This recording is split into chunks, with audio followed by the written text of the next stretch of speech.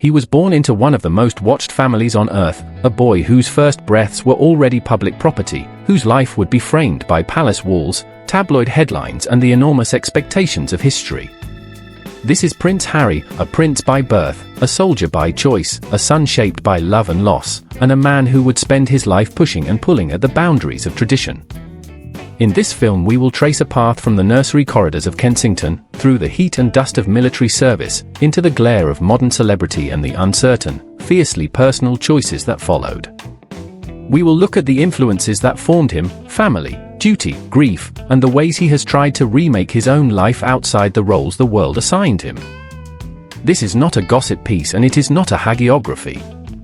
It is an attempt to understand a life lived under extraordinary pressure, the younger son of Diana, Princess of Wales, and Charles, now King Charles III, born on the 15th of September, 1984, and as the world watched, searching for an identity between the crown and the common world. Welcome. Let us begin. Chapter 1: Early Life and Childhood. Henry Charles Albert David, known to family and friends simply as Harry, arrived on a mild London autumn day, the 15th of September, 1984, at St Mary's Hospital in Paddington. He was the second son of Charles, Prince of Wales, and Diana Spencer, already media fixtures, already symbols of public fascination. From the moment of his birth, the cameras were there, the press vans, the photogenic cues, the unblinking demand for the next royal image. Harry's earliest years were lived in the peculiar intimacy of royal life.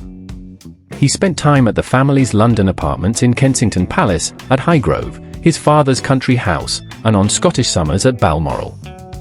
Yet, for all the grandeur of the addresses, his childhood memories were rooted in moments that could belong to any family, playing with his older brother William in the garden, climbing trees, and sharing secrets in whispered games. It was Diana, more than anyone, who shaped those early years. The Princess of Wales, in a way that rewrote public expectations, brought her boys into her world of compassion and practical kindness. She took them to hospitals, she sat with bereaved families, she worked to remove the stigma around AIDS and campaigned against the scourge of landmines. For young Harry, those actions were not abstract causes, they were examples: how to be visible, how to be kind, how to use a position of privilege to help others. Family life, however, was not untouched by strain. The marriage between Charles and Diana, founded amid infidelity, public rows, and an attention that could be corrosive. Their separation in the early 1990s, and eventual divorce in 1996, unfolded on front pages and television screens. Harry was still very young, barely into his teens, when his parents' relationship dissolved. The shock of that breakdown, and the wild media frenzy that accompanied it, would leave marks he could not easily shake. Like any child of his class, Harry moved through a series of schools. He began at Wetherby, a small preparatory school, a place that taught him to make friends quickly and to keep a cheerful face under scrutiny. He then attended Ludgrove, the traditional boarding prep, before arriving at Eton College, the public school synonymous with Britain's elite. Eton would shape him more than a uniform ever could: lessons in history and literature, but also a culture of tradition, sporting competition, and social navigation. It was at these schools that Harry began to test himself, sometimes conforming to expectation, sometimes rebelling against it. Even in those early years he was often described as mischievous, good-humoured, quick-witted, with a habit of laughter that could disarm a room. He and his brother were close, sharing a deep sibling bond. Yet their public personas would not always be mirror images.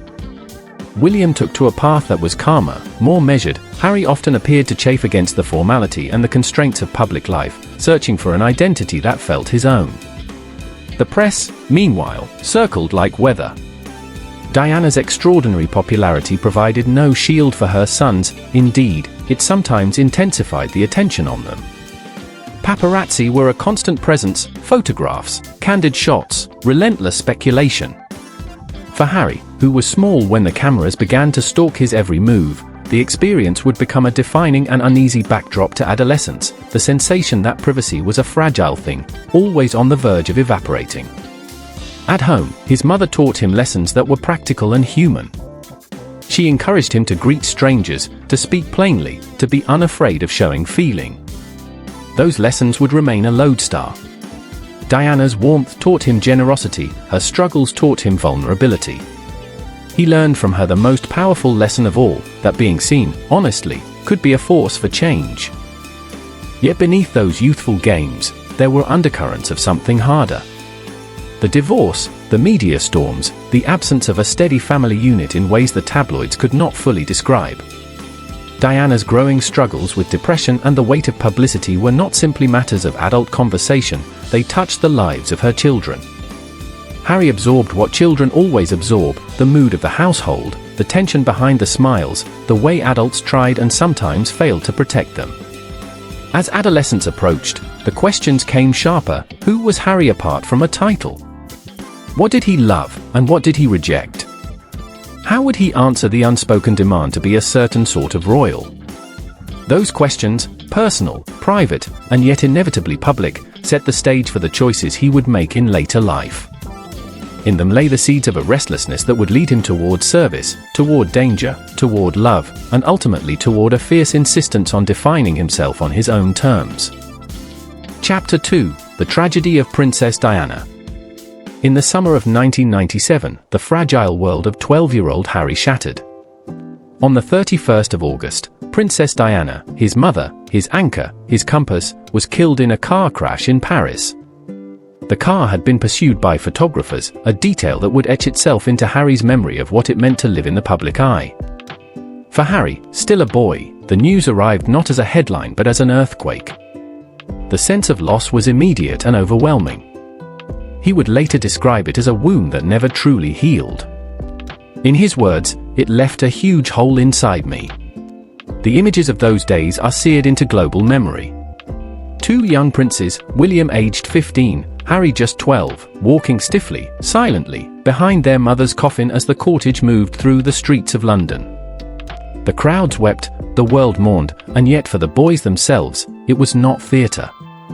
It was grief performed on a stage the size of the planet. Millions watched, but the pain was private, almost unbearable. Diana had been, above all, their protector.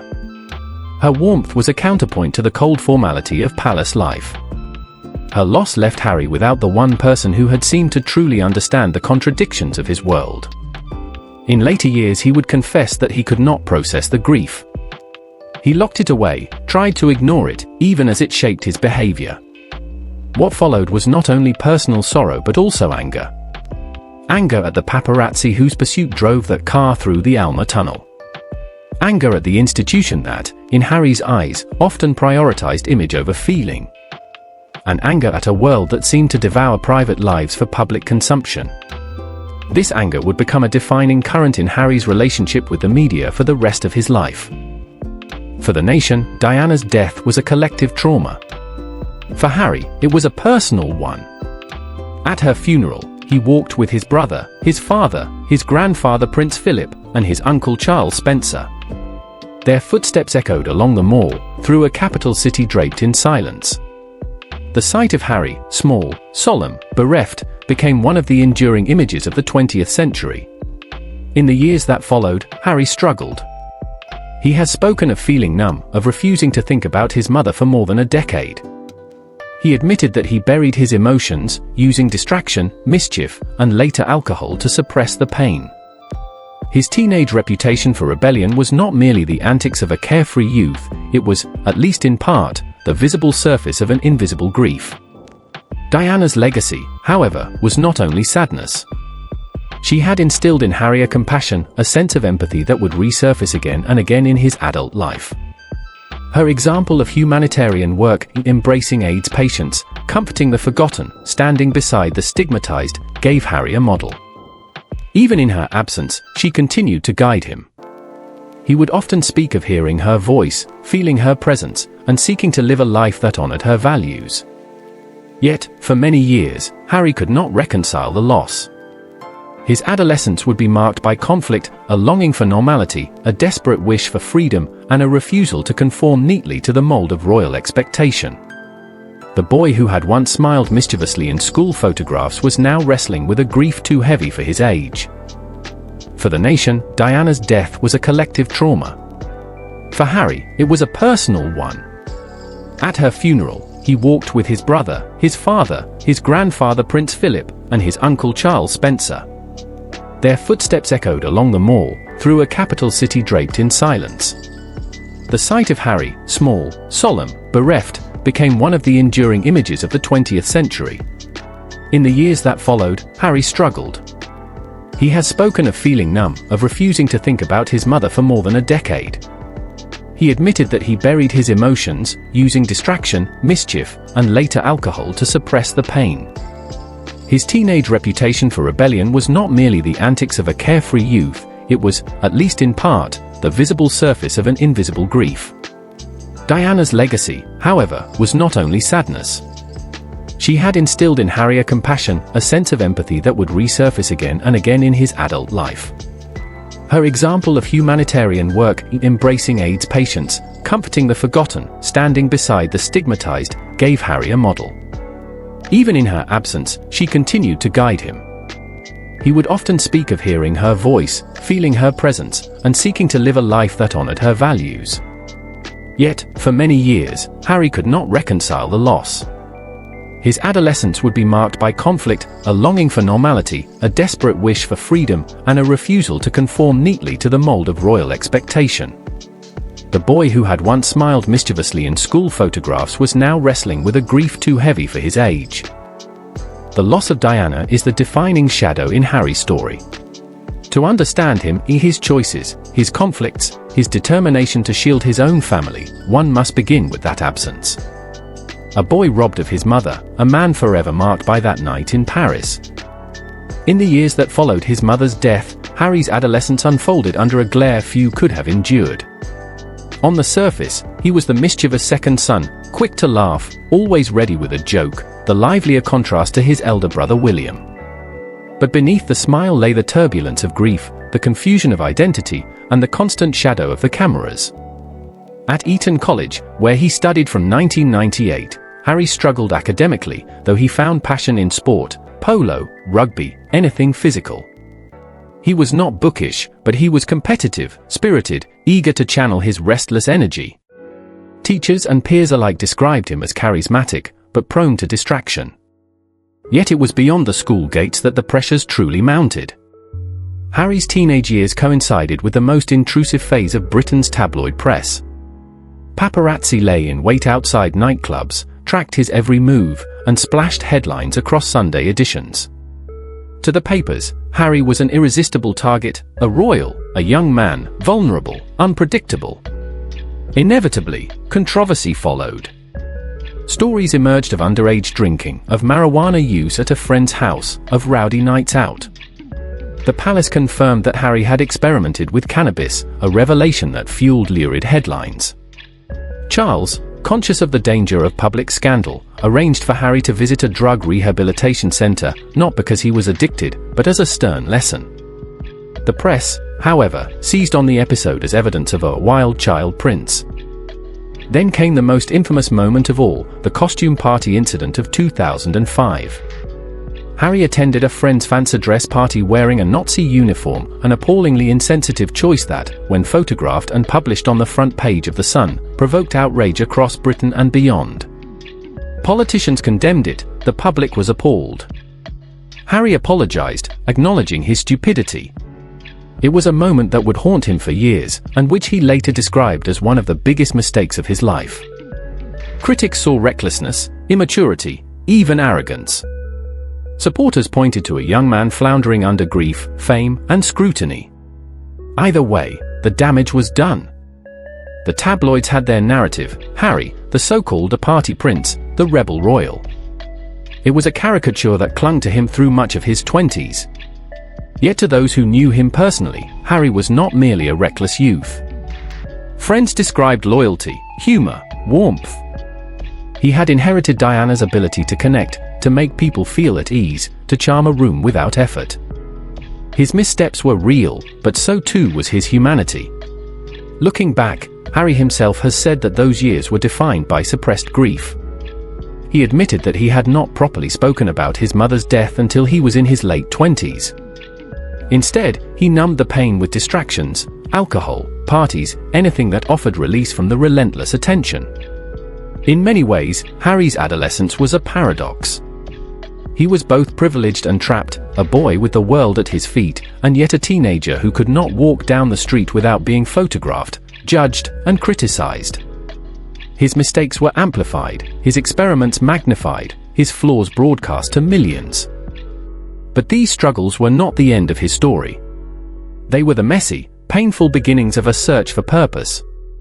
Out of this turbulence would emerge a decision that surprised many, one that would define him not as a rebel prince, but as a soldier.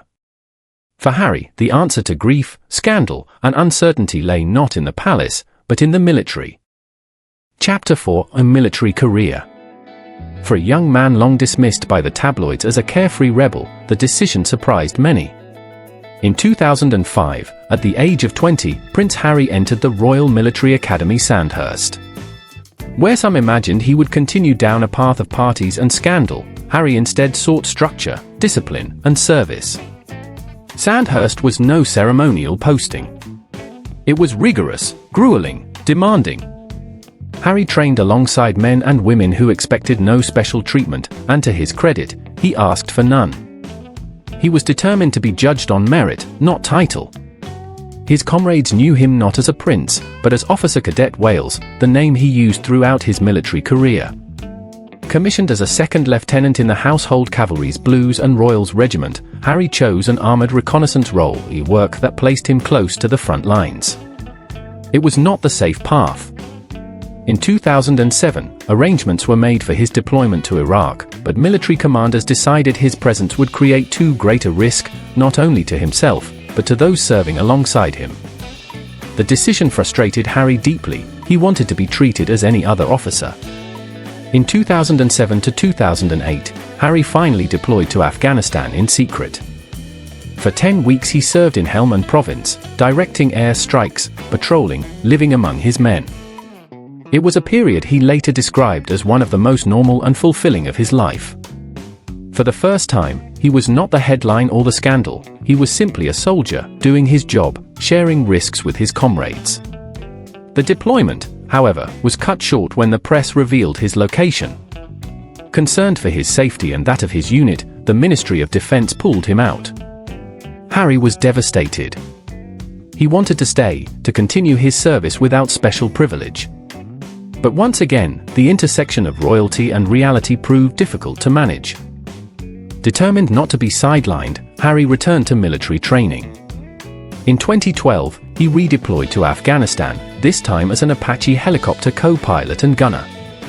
It was hazardous duty, flying combat missions, supporting ground troops, engaging Taliban forces. Harry thrived on the intensity, the camaraderie, and the sense of purpose. His fellow soldiers described him as capable, focused, and unpretentious. To them, he was simply Captain Wales. Yet even here, controversy followed. In interviews, Harry admitted to firing on enemy combatants, remarks that sparked debate in the press about the ethics of discussing lethal action so openly.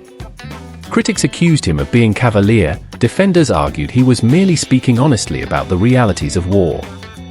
Whatever the interpretation, his decade in uniform had proven his seriousness. Beyond combat, Harry discovered another mission. In 2014, he founded the Invictus Games, an international sporting competition for wounded, injured, and sick service personnel and veterans. Inspired by his time with injured soldiers and by the Warrior Games in the United States, Harry created an event that celebrated resilience, recovery, and the unbreakable spirit of those who had served. The Games quickly grew into a global movement, winning admiration far beyond military circles. Through the army, Harry found something the palace had not offered: brotherhood, clarity, a sense of being useful. He served for 10 years, rising to the rank of captain, before retiring from active duty in 2015. He left with medals, respect, and a reputation not merely as a royal, but as a soldier who had shared the burdens of war. Looking back, Harry often described his military career as the happiest, most stabilizing chapter of his life. It gave him discipline in place of chaos, identity in place of caricature, and purpose in place of grief. The boy once branded a party prince had become, in uniform, something very different: a leader, a comrade, a man who knew what it meant to serve. Yet, when he returned to civilian life, he faced once again the relentless spotlight. The press still followed, the questions of identity remained, and the search for meaning would continue. In the years ahead, Harry would turn increasingly toward humanitarian work, the next stage in a journey shaped by his mother's legacy, his own experience, and his desire to make an impact beyond the palace gates. Chapter 5: Humanitarian Work. When Prince Harry left active military service in 2015, he carried with him not only memories of the battlefield, but also a sharpened sense of duty. He had seen comrades wounded, lives altered, and resilience tested. And he had inherited from his mother something equally profound, a conviction that privilege should be used in service of others. From his earliest years, Harry had accompanied Diana to hospitals and shelters. He had seen her embrace the sick and the stigmatized, refusing to keep a safe royal distance. That example never left him.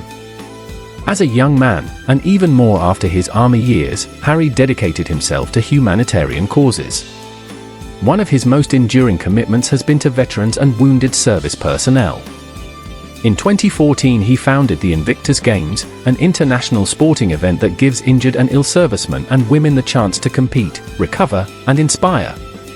From London to Orlando, Sydney to The Hague, the Games have grown into a global movement. They are a celebration of resilience and recovery, and a living symbol of Harry's dedication to his military family.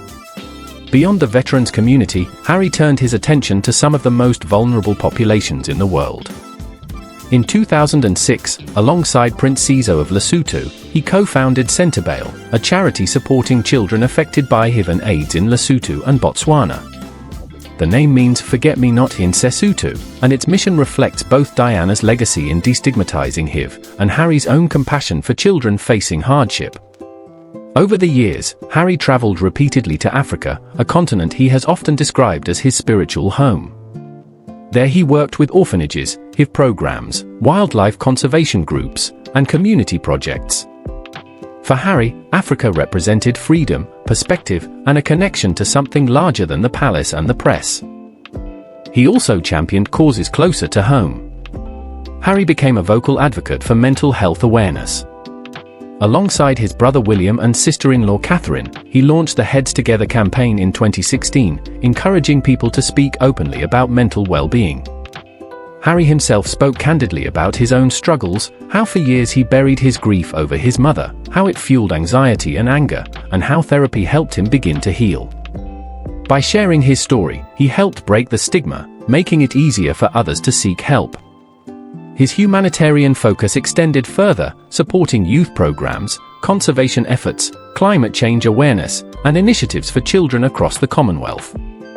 His speeches often return to the same themes: compassion, resilience, and the belief that even small acts of kindness can ripple outward into meaningful change. Harry's work earned him admiration around the world. Unlike some royals, who are seen as distant, Harry connected with people in a direct, almost ordinary way. He laughed, he hugged, he listened. He seemed to embody the idea that royalty could be not just symbolic, but practical, a force for good in everyday lives. Yet while his humanitarian work grew, so too did his desire for something more personal, a relationship that would offer love, partnership, and shared purpose. In 2016, that desire would be realized in a meeting that would change the trajectory of his life forever. Chapter 6: Meeting Meghan Markle. In 2016, Prince Harry's life took a turn that would bring both joy and unprecedented scrutiny. He met Meghan Markle, an American actress, humanitarian, and advocate for women's rights. Their introduction, arranged by a mutual friend, seemed almost serendipitous. Neither was looking for a royal fairy tale, yet fate had other plans. Meghan was a woman of the modern world, independent, accomplished, and confident. She had grown up in Los Angeles, carving her path in television, most notably in the hit series Suits. She was used to attention, but not the kind that came with palace doors and centuries of tradition. From the very beginning, their connection was rooted in shared values, service, compassion, and a desire to make a difference. They bonded over work in charities, discussions about social impact, and a shared understanding of life lived partially in the public eye. Harry was drawn to her strength and authenticity, qualities he had long sought in others. Meghan admired his dedication to humanitarian work and his ability to combine duty with a rebellious spirit.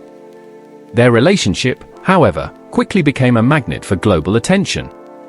Paparazzi followed their every move, tabloids speculated on meetings, dinners, and smiles. The public fascination was relentless. Unlike previous royal romances, this one had the added dimension of race, nationality, and modern celebrity culture. Meghan, biracial and American, faced scrutiny from media and public alike, magnifying the pressures on the couple. In November 2017, the engagement was announced. Harry and Meghan were to marry, a union that promised a fusion of royal tradition and modern individuality. The world watched. Headlines proclaimed both admiration and anxiety. Commentators debated whether Meghan could navigate the royal labyrinth, while fans celebrated the prince's choice of love over convention. On the 19th of May 2018, the couple wed at St. George's Chapel, Windsor Castle. Millions tuned in globally. It was a ceremony that mixed centuries-old ritual with personal touches, readings from friends, music chosen to reflect their beliefs, and a celebration of unity and individuality. For Harry, the day represented love, partnership, and the possibility of a life beyond palace expectations. For Meghan, it was a step into history, into a world simultaneously enchanting and exacting. As newlyweds, they faced immense public fascination. Every word, gesture, and glance was dissected. The press followed relentlessly, often unfairly, amplifying criticism and praise in equal measure. Yet in these early years, Harry and Meghan cultivated a sense of shared purpose, charitable work, public advocacy, and an ambition to reshape what modern royalty could mean. Their union symbolized a new chapter, one of love unbound by expectation, and of two individuals navigating the complexities of a royal life while asserting their own identity. It was a partnership that would both inspire millions and provoke unprecedented debate, a love story that challenged tradition, defied convention, and ultimately reshaped the course of Harry's life. Chapter 7: The Royal Rift. As Harry and Meghan settled into married life, the pressures of their positions intensified. The couple faced relentless media scrutiny, much of it invasive, much of it cruel. Meghan, in particular, became the target of racist and xenophobic coverage in British tabloids, and Harry saw history repeating itself. The same hostility that had haunted his mother now shadowed his wife. The palace, a centuries-old institution steeped in tradition, often struggled to accommodate the couple's modern approach. They sought greater independence, more control over their public narrative, and the ability to protect their family. The institution's resistance, coupled with media intrusion, created a growing strain. In January 2020, Harry and Meghan made the unprecedented announcement that they would step back from senior royal duties. The move, dubbed a Megxit by the press, shocked the world. It was described by some as a betrayal, by others as a necessary act of self-preservation. The couple would balance time between the United Kingdom and North America, working to become financially independent while maintaining their charitable commitments. The rift with the royal family was deepened by ongoing media coverage and public speculation. Reports of tension between Harry and his elder brother William began to circulate, and commentators questioned whether reconciliation was possible. The scrutiny was relentless, with each public appearance dissected, every social media post scrutinized, and every decision debated. In March 2021, the couple gave a landmark interview with Oprah Winfrey. The conversation revealed personal details and grievances that had previously been private. Harry spoke candidly about his mental health, the challenges of living under constant surveillance, and the difficulties of protecting his family within a rigid institution. Meghan shared experiences of racism and isolation, shedding light on systemic issues within the royal household. The interview sparked global debate. Some praised their courage and honesty, others accused them of betrayal. Yet for Harry, it was a moment of reclamation, a statement that he would no longer remain silent in the face of harm to those he loved. It marked a turning point in his life, a move away from traditional expectations toward a self-defined path. Beyond public disputes, the rift was deeply personal.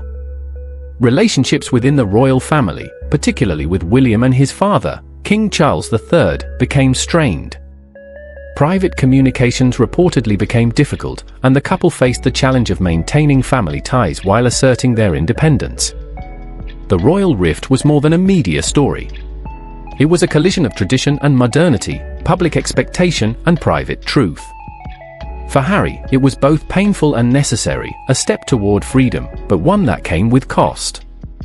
The couple's decision to step back, relocate to the United States, and build a new life underscored the complexities of being a modern royal, and the courage required to follow one's conscience in the face of centuries of expectation.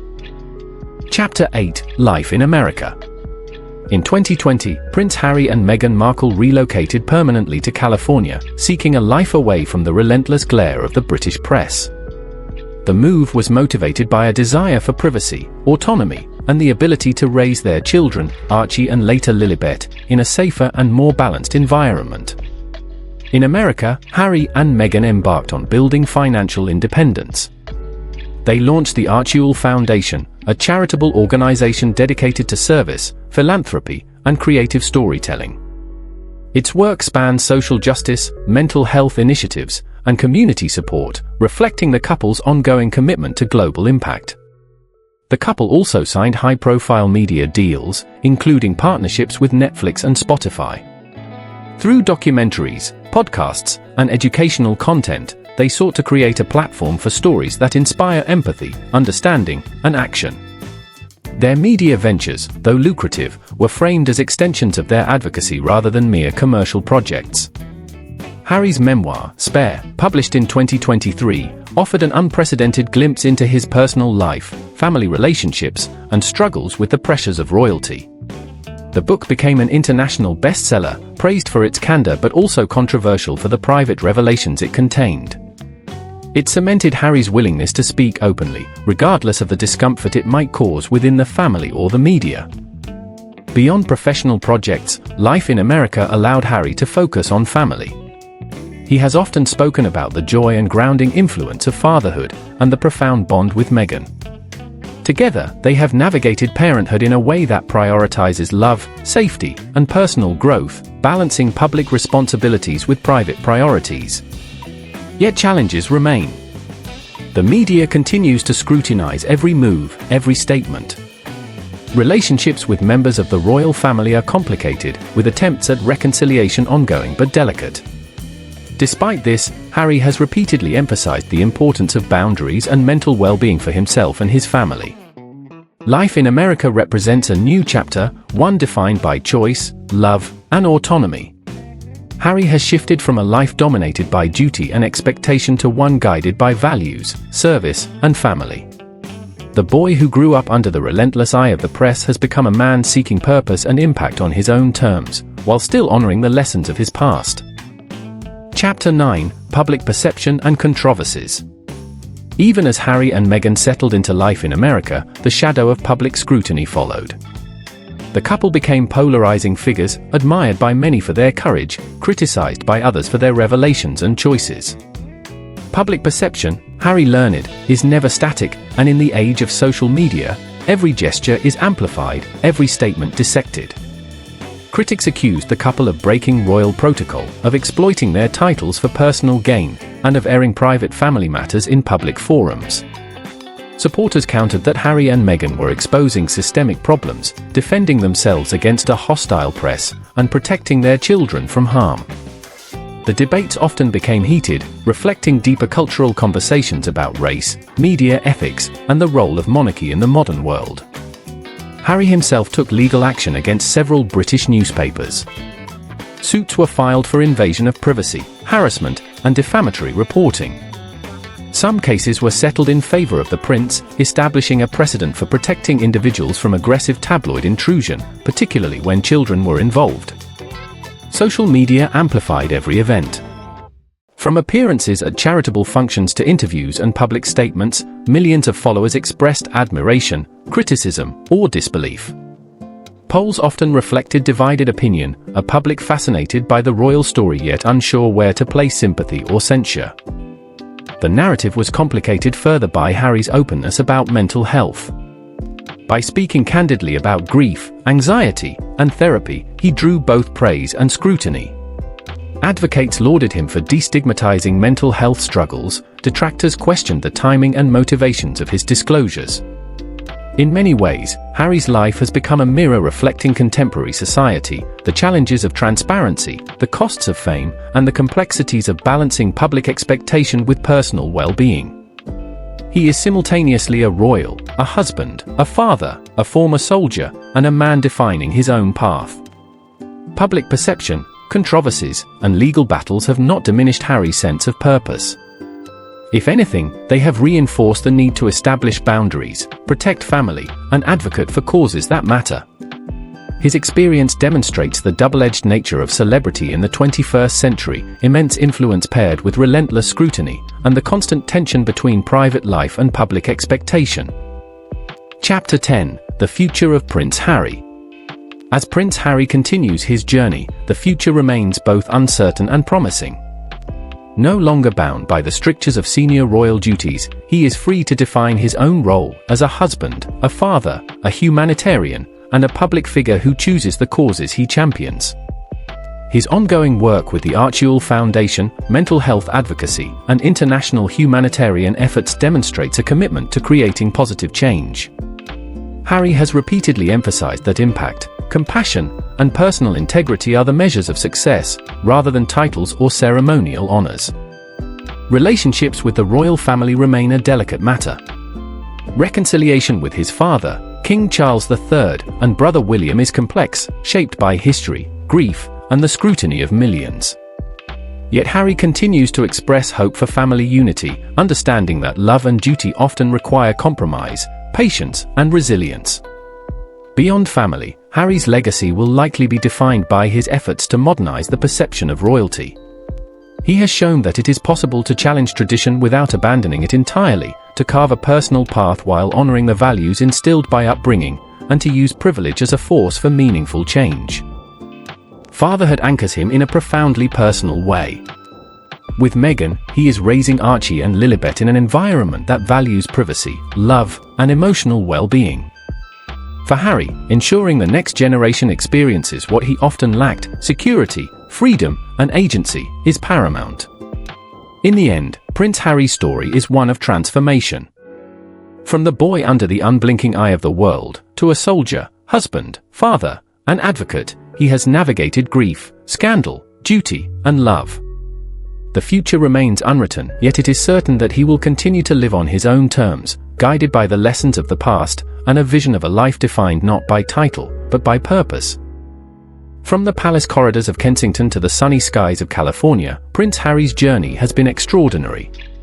He has experienced privilege and pressure, joy and loss, scrutiny and adoration.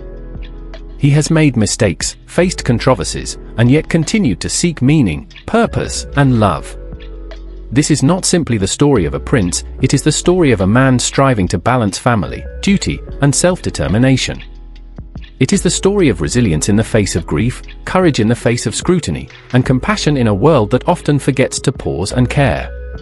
Prince Harry remains a symbol of modern royalty, a man who honors the past, confronts the present, and shapes a future on his own terms.